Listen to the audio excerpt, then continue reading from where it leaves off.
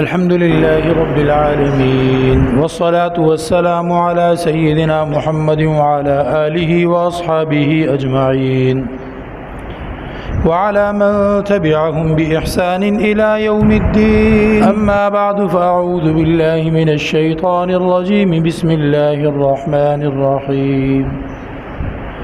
وأما من خاف مقام ربه ونهى النفس عن الهوى فإن الجنة هي المأوى. وقال الله تبارك وتعالى أولئك على هدى من ربهم وأولئك هم المفلحون. صدق الله مولانا العظيم وصدق رسوله النبي الكريم. قابل احترام نمازی حضرات، ہم اس دنیا میں کامیاب ہونے کے لیے بھیجے گئے ہیں. کوئی بھی امتحان کے کمرے میں جب داخل ہوتا ہے تو اس کا مقصد یہ ہوتا ہے کہ میں اس امتحان میں کامیاب ہو جاؤں. دنیا دارالامتحان ہے اور ہم اپنا نتیجہ قیامت کے دن سننے والے ہیں، اور وہ نتیجہ ضرور کامیاب ہونا چاہیے. خدا نہ خواستہ وہ نتیجہ اگر فیل نکلا تو ایسا نقصان ہے کہ جس کی تلافی، جس کی ریکوری کسی بھی طرح ممکن ہی نہیں. قرآن کریم میں اللہ رب العزت فرماتے ہیں کہ جہنم میں یہ فیل ہو جانے والے لوگ جو جہنم میں جائیں گے، جو آج اس دنیا کے امتحان گاہ میں، جو آج اس دنیا کے ایگزامینیشن ہال میں سمجھو صحیح طرح سے امتحان نہیں دے رہے، قیامت میں جب وہ فیل ہوں گے اور انہیں جہنم میں پھینکا جائے گا تو وہ کہیں گے کہ ہم سے جو بھی تاوان، جو بھی جرمانہ لینا ہے ہم سے لے لو، لیکن ہمیں دوزخ سے نکال دو. اللہ تعالیٰ فرماتے ہیں نہ تو مفت میں ان کی توبہ قبول ہوگی اور نہ ہی کوئی تاوان لے کر ان کی توبہ قبول کی جائے گی. توبہ قبول ہونے کی جگہ، توبہ قبول ہونے کی مہلت وہ اسی دنیا میں ہے بس. تو یہ امتحان بڑا اہم امتحان ہے. جتنا یہ آسان ہے، ہمارے معلم، ہمارے محسن حضرت محمد مصطفیٰ صلی اللہ علیہ وسلم نے جتنے اچھے طریقے پر ہمیں اس امتحان میں پاس ہونے کا طریقہ سکھا دیا ہے، اس کی وجہ سے یہ امتحان بہت ہی آسان امتحان ہے، لیکن اس میں سستی اور غفلت کرنے کا نتیجہ اور انجام بہت ہی برا اور ہمیشہ ہمیشہ کی ناکامی والا ہے. تو اس امتحان میں کامیاب ہونا ہمارا اصل مقصد ہے کہ جب ہم دنیا میں وقت گزار کر اللہ کی بارگاہ میں پیش ہوں تو اللہ رب العزت ہمارا رزلٹ، جس کو نامہ اعمال کہتے ہیں، جس کو اعمال نامہ کہتے ہیں، وہ رزلٹ اللہ تعالی ہمیں شاباشی کے ساتھ ہمارے سیدھے ہاتھ میں عطا فرما دے، اور ہم خوشی کے مارے لوگوں کو آوازیں دے دے کر، ان کو متوجہ کر کر کے، اعلان کر کر کے، ان کو بلا بلا کر ہم کہیں ہاؤم اقرؤوا کتابیہ، آؤ بھئی میرا رزلٹ دیکھو، زبردست، میں تو پاس ہو گیا، میں تو پاس ہو گیا، مجھے تو اللہ تعالیٰ نے جنت میں جانے کا حکم دے دیا اور دوزخ سے مجھے بچا لیا ہے. قرآن کریم کہتا ہے کہ ایسے لوگ جو کامیاب ہوں گے قیامت کے اس امتحان میں، قیامت کے دن دنیا کے اس امتحان میں کامیاب ہونے کا رزلٹ جنہیں دیا جائے گا، وہ کس طرح خوشی سے اپنے یاروں دوستوں کو اور وہاں موجود میدان حشر میں موجود تمام انسانوں کو وہ چاہیں گے کہ ہماری بات سن لیں اور خوش ہوں گے، اعلان کریں گے ہاؤم اقرؤوا کتابیہ، میرا نامہ اعمال دیکھو، میرا رزلٹ دیکھو، میرے نمبر کتنے اچھے آئے ہیں.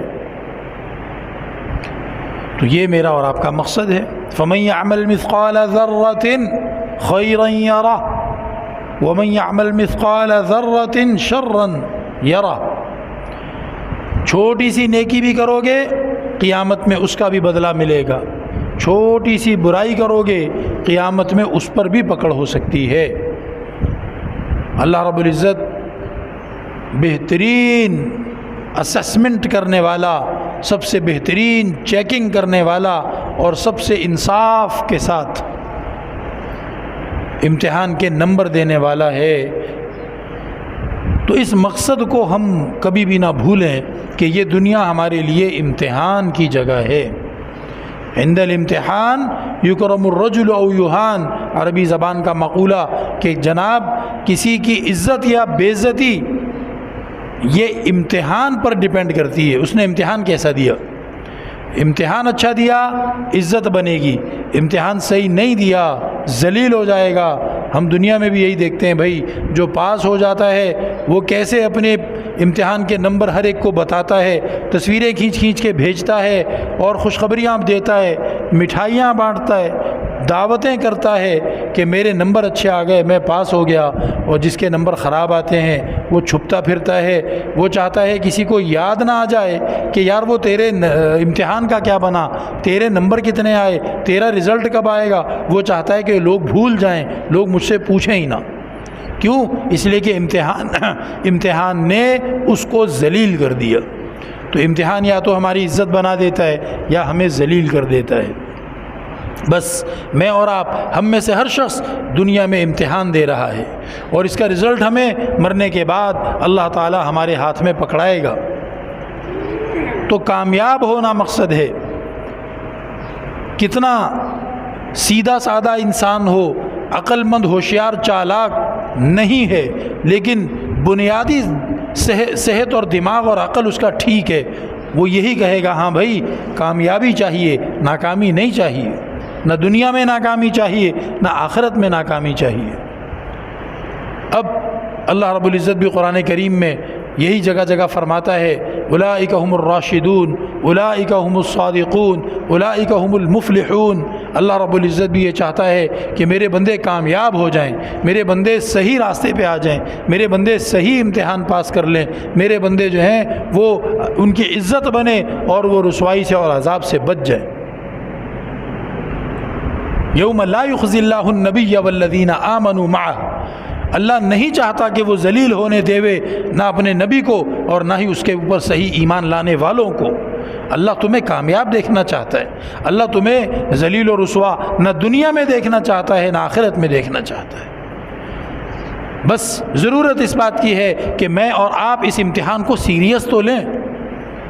یہ دنیا میں جو ہماری سانسیں ہم لے رہے ہیں، یہ دنیا میں جو ہماری زندگی ہے، یہ ہم اس کو سیریس تو لیں کہ یہ ایک امتحان ہے، یہ کوئی مذاق نہیں ہے. جن اللہ کے نیک بندوں نے دنیا کی زندگی کو امتحان سمجھا، انہوں نے دنیا میں زندگی ایسی گزاری کہ اللہ کو راضی کر کے گئے، اللہ کو راضی کر کے گئے. اور اللہ رب العزت نے خود بھی ان سے محبت فرمائی اور اپنے بندوں، نیک بندوں کے دلوں میں بھی ان کی محبت اللہ نے ڈال دی.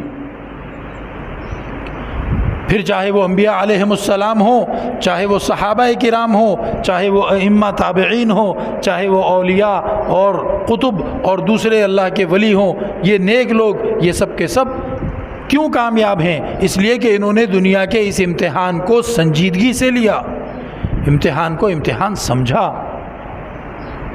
جو امتحان کو امتحان سمجھے گا وہی سوال نامے کو غور سے دیکھے گا اور سوال کے اندر سے جواب ڈھونڈنے کی کوشش کرے گا اور کچھ نہ کچھ ایسا وہ جواب دے گا کہ جس کی وجہ سے فیل ہونے سے بچے گا. اور جس نے فکر ہی نہیں کرنی ہے وہ خالی پرچہ جمع کرا کے آ جائے گا، یا جناب وہ پرچے کے اندر کارٹون بنا کے آ جائے گا، یا جناب وہ پرچے کے اندر فضول قسم کے لطیفے لکھ کے آ جائے گا. اور ایسے طلباء پھر صرف فیل نہیں ہوتے بلکہ ان کو اسکول سے، کالج سے، مدرسے سے نکال بھی دیا جاتا ہے کہ تو نے امتحان کا مذاق سمجھا ہوا ہے، تو خالی پرچہ واپس کر کے جا رہا ہے، تو پرچے میں پوچھا کچھ ہے، لکھ کچھ رہا ہے. بس اسی سے ہم یہ سمجھ لیں کہ ہم نے دنیا کے اس امتحان کو کتنا سنجیدہ لیا. صحابہ کرام کے، اولیاء کرام کے واقعات سنتے ہیں، ہمارے حساب سے بڑی معمولی سی کوئی بات ہوتی ہے، اس معمولی سی بات کو سن کر یا دیکھ کر ان حضرات نے توبہ کی اور وہ بہت بڑے اللہ کے ولی بن گئے. ہمارے سامنے ویسی باتیں 10 دفعہ آتی ہیں، ہمیں توبہ نصیب ہی نہیں ہوتی. کیوں بھائی؟ اس لیے کہ ہم اس امتحان کو سیریس نہیں لے رہے، اس امتحان کو سنجیدہ نہیں سمجھ رہے. ایک اسی طرح اللہ کے بہت بڑے ولی گزرے ہیں، شقیق بلخی. یہ بلخ افغانستان وغیرہ کی طرف جو شہر ہیں، بخارا اور بلخ، یہاں کے وہ تھے، تاجر تھے، تاجر، بزنس مین. بڑے کامیاب تاجر، دور دور دنیا کے کونوں میں اپنا مال لے کر جاتے تھے۔ ترکی پہنچے، ترکی، پتہ چلا کہ وہاں کوئی بہت بڑا بت خانہ ہے جہاں مشرک بت پرست لوگ اپنی عبادت کرتے ہیں، اور وہ بت خانہ بڑا اچھا بنایا ہے تو لوگ اس کو دیکھنے بھی جاتے ہیں۔ کوئی بھی بلڈنگ اچھی بنتی ہے لوگ دیکھنے جاتے ہیں، تو لوگ جاتے ہیں دیکھنے۔ تو یہ ادھر قریبی کسی مارکیٹ میں گئے تھے اپنے بزنس کے لیے، انہوں نے سوچا چلو میں بھی سیر کر لیتا ہوں تھوڑی، وہ بلڈنگ جا کے دیکھتے ہیں بت خانے کی بلڈنگ کیسی بنی ہوئی ہے۔ وہ دیکھنے چلے گئے۔ جب وہاں پہنچے تو وہاں ایک پجاری اپنے بت کے سامنے سجدے کر رہا ہے، عبادت کر رہا ہے۔ انہوں نے اس سے کہا کہ یار 1-2 منٹ کی بات کریں؟ اس نے کہا ہاں جی کرو، کیا بات کرنی ہے؟ بولا یار ناراض نہیں ہونا، یہ جس بت کی تم ابھی پوجا کر رہے ہو، اس سے مانگ رہے ہو، اس کو سجدے کر رہے ہو، اس میں جان ہے؟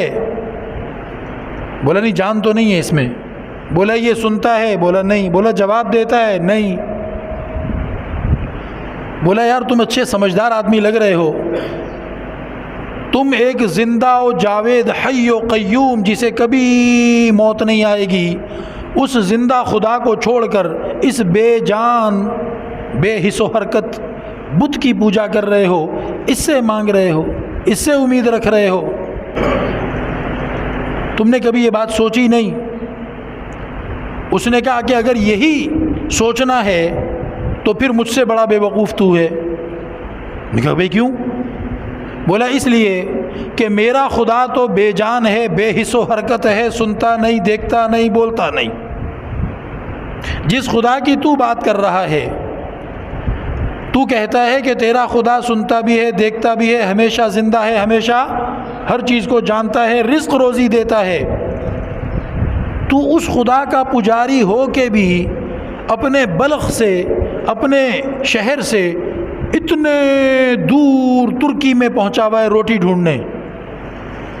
تیرا زندہ و جاوید خدا، رزق دینے والا خدا تجھے وہاں روٹی نہیں دے سکتا تھا؟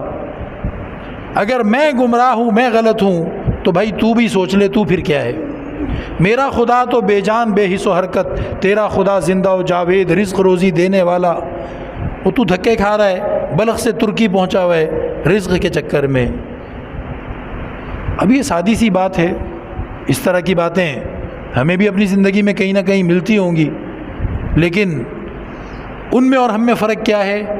ہم اپنے ضمیر کو دوبارہ سلا دیتے ہیں، اور نہیں کوئی بات نہیں، کوئی بات نہیں، بات تو صحیح کہہ رہا ہے لیکن کیا کریں جی، بات تو صحیح کہہ رہے لیکن کیا کریں جی، پیٹ بھی ساتھ لگا ہے جی، دین اور دنیا اکٹھی چلانی ہے جی۔ وہ اپنے آپ کو تسلی دے کے، وہ لوگ اس طرح کے نہیں تھے، وہ حوصلے والے تھے۔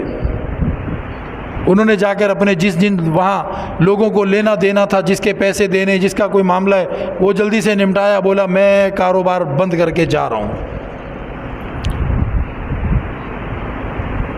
واپس نکلے، واپسی پر راستے میں کسی نے پوچھ لیا کہ جی آپ کیا کام کرتے ہیں؟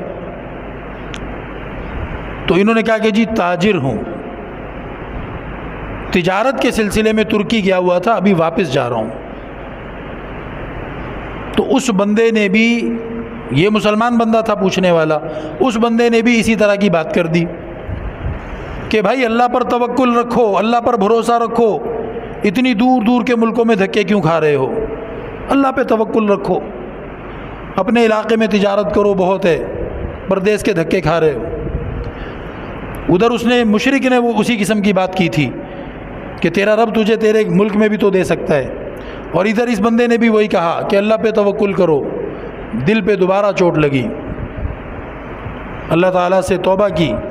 کاروبار کرنا حرام نہیں ہے، گناہ نہیں ہے، لیکن جس کو اللہ کی محبت نصیب ہو جاتی ہے نا، وہ پھر بہت سارے حلال کاموں کو بھی چھوڑنے پر تیار ہو جاتا ہے۔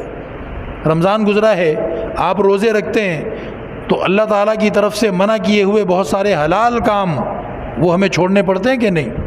ہاں، جب محبت کمانی ہے اللہ کی تو کچھ حلال کام بھی چھوڑنے پڑ جاتے ہیں۔ اللہ تعالیٰ نے ان کی وہ توبہ قبول فرمائی، ان کے دل میں اپنی محبت ڈال دی، اور جیسے ہی واپس اپنے بلخ پہنچے ہیں، گھر پہنچے پتہ چلا کہ سردار کا، کسی بڑے سردار کا مہنگا اچھی نسل کا کتا چوری ہو گیا تھا۔ ان کے پڑوسی پر شک ہوا، ان کے پڑوسی کو گرفتار کر کے لے گئے ہیں۔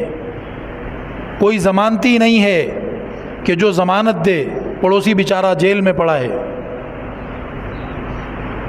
یہ گئے، جا کر سردار کی منت سماجت کی اور کہا کہ بھئی میرا پڑوسی ہے، اس کا میرے اوپر حق ہے، میں اس کو کیسے جیل میں رہنے دوں؟ اس نے کہا میرا کتا مہنگا اچھی نسل کا۔ انہوں نے اللہ کے آسرے پر، اللہ کے توکل پہ اس کو ویسے ہی کہہ دیا کہ بھئی تیرا کتا 3 دن میں مل جائے گا، اس کو چھوڑ دے غریب کو۔ اس نے کہا ٹھیک ہے بھئی تیری ضمانت پہ چھوڑ رہا ہوں، کتا نہ ملا تو پھر تم دونوں کو اٹھائیں گے۔ چھوڑ دیا۔ اب ان کے گھر والے بھی پریشان، پڑوسی بھی پریشان۔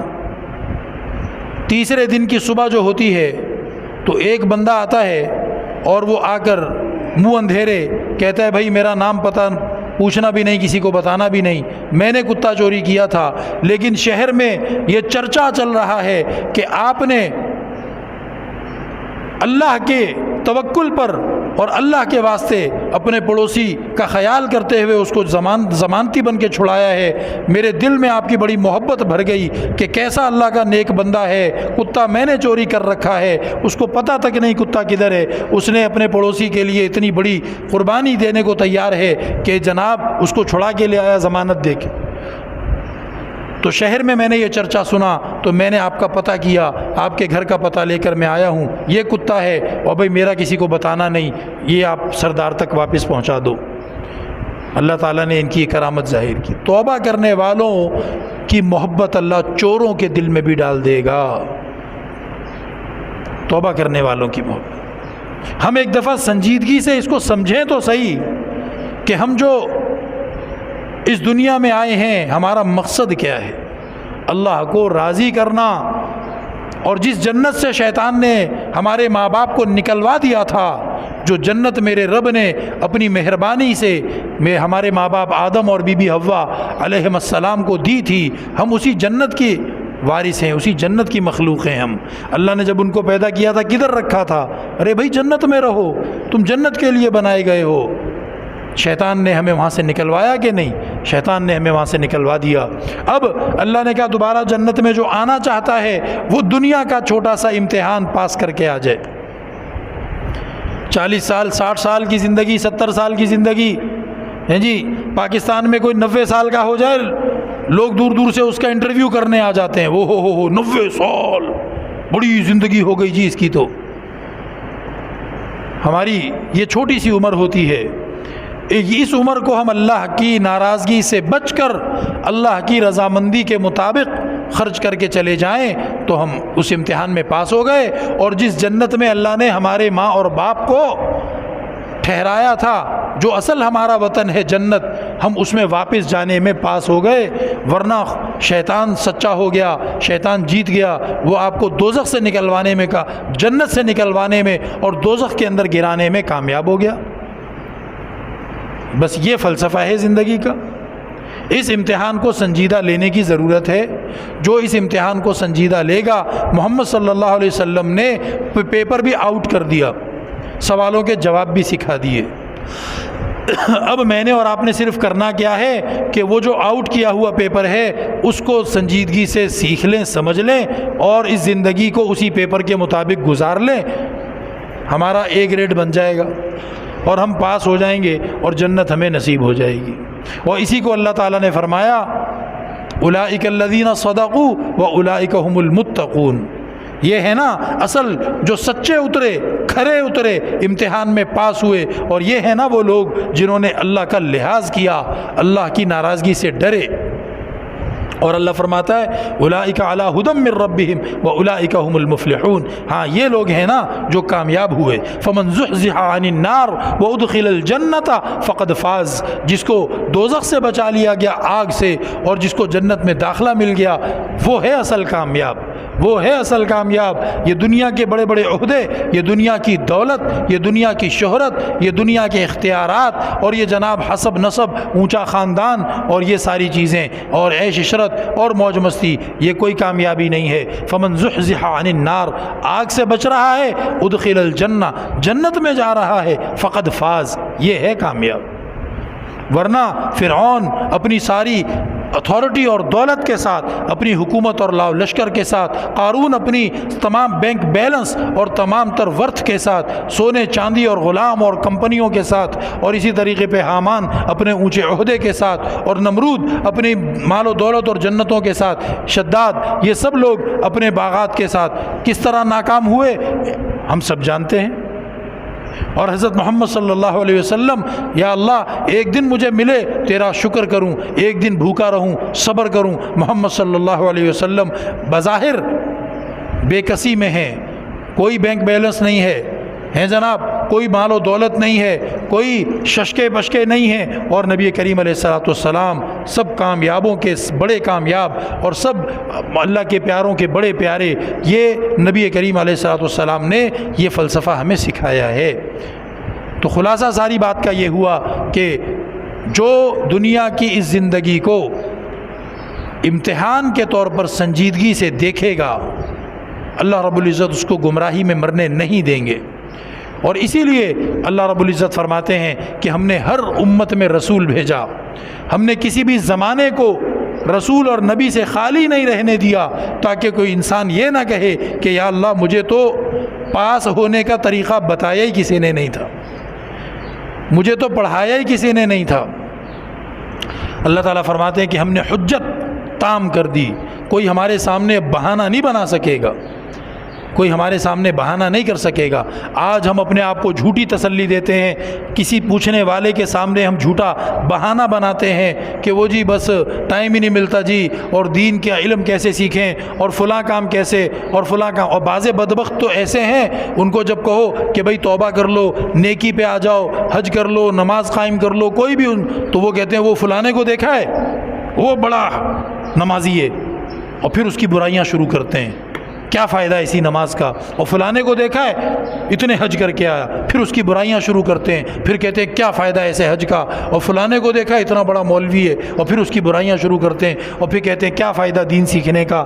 ارے بھائی یہ شیطان آپ کو استعمال کر رہا ہے، آپ نے اپنی قبر میں جانا ہے۔ فلانے حاجی صاحب حج کرنے کے بعد گناہ کرتے ہیں، وہ اپنی قبر میں جائیں گے، اس سے حج کی فرضیت تو ختم نہیں ہو گئی، اس سے تیرا اس نیکی پہ آنا جتنا ضروری ہے وہ تو کم نہیں ہو گیا۔ لہٰذا ان شیطانی ہتھ کنڈوں اور شیطانی وسوسوں میں نہیں پڑنا چاہیے، اپنی زندگی کو امتحان سمجھنا چاہیے، اس امتحان کو پاس کرنے کے لیے سنجیدہ ہو جانا چاہیے۔ مختصر زندگی ہے اور موت بہت نزدیک ہے، ہم ایک سانس لیتے ہیں، یہ والی سانس اب زندگی میں دوبارہ ہمیں نہیں ملے گی۔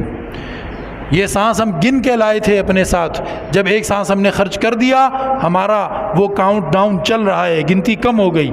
جس کے پاس پہلے 5 کروڑ سانس تھے، اب اس کے پاس 5 کروڑ نہیں بچے، یہ 2 کم ہو گئے، پھر یہ کروڑ کم ہو جائیں گے، پھر یہ 2 کروڑ کم ہو جائیں گے، اور ایک دن آخری سانس آ جائے گا، اور پھر ہم سب دنیا سے چلے جائیں گے، اور پھر اللہ کے ہاں پوچھا جائے گا کہ ہم نے تمہیں جس امتحان کو پاس کرنے کے لیے بھیجا تھا اس کو تم نے امتحان سمجھا بھی تھا یا ہنسی مذاق میں اڑا دیا تھا، دوسروں کی برائیاں گننے اور دیکھنے میں اڑا دیا تھا۔ اللہ جل شانہ مجھے اور آپ کو آخرت کا استحضار نصیب فرمائے، آخرت کی فکر نصیب فرمائے، اور دنیا کو دین کے ذریعے گزارنے کی توفیق عطا فرمائے، دنیا کو دین کے طریقے پر گزارنے کی توفیق عطا فرمائے۔